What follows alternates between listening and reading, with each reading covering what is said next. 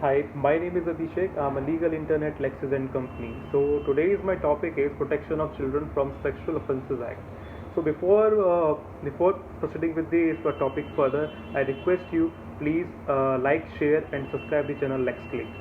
So in this topic, recently the judgment in the Satish Chandra versus State of Maharashtra case was criticized as the accused was acquitted under POSCO Act. So let us talk about what is POSCO Act. The Act was enacted in 2012 especially to protect children aged less than 18 from sexual assault. It admitted that a number of sexual offences against children were neither specifically provided for in existing laws nor adequately penalized.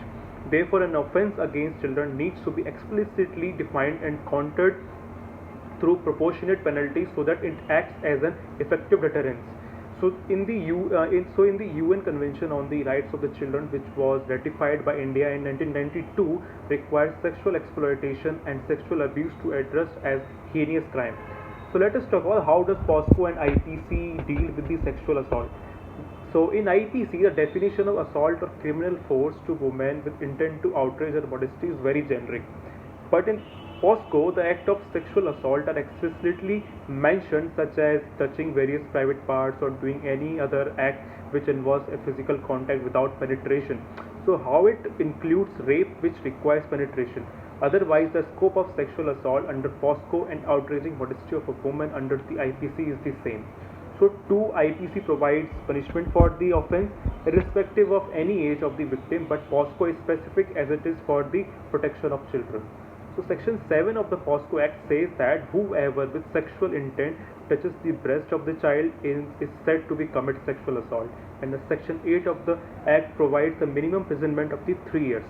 So whereas the section 354 of the IPC lays on a minimum of 1 year imprisonment for outraging the modesty of a woman.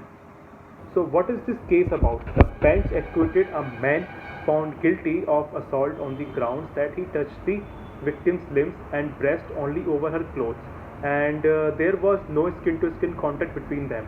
This judge is likely to set a dangerous precedent, and finally Apex Court stayed the acquittal. In Vishaka versus State of Rajasthan 1997, the Supreme Court held that offence related to modesty of women cannot be treated insignificant.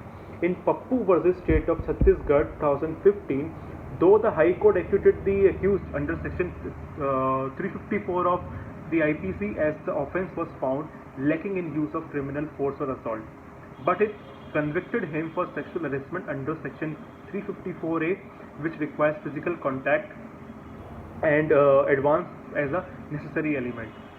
So what we can infer from this, the essence of a woman's modesty is her sex, and the culpable intention of the accused is the crux of the matter in the above cases of sexual assault. In UK, the Sexual Offences Act 2003 says that touching includes touching with any part of the body, with anything else, or throw anything. But the POSCO Act is silent on these matters. It requires skin-to-skin touch as a mandatory element of an offence for the conviction. So this dilutes the protection given to children and must be declared ultra vires to protect the bodily integrity. So that's it. Thank you.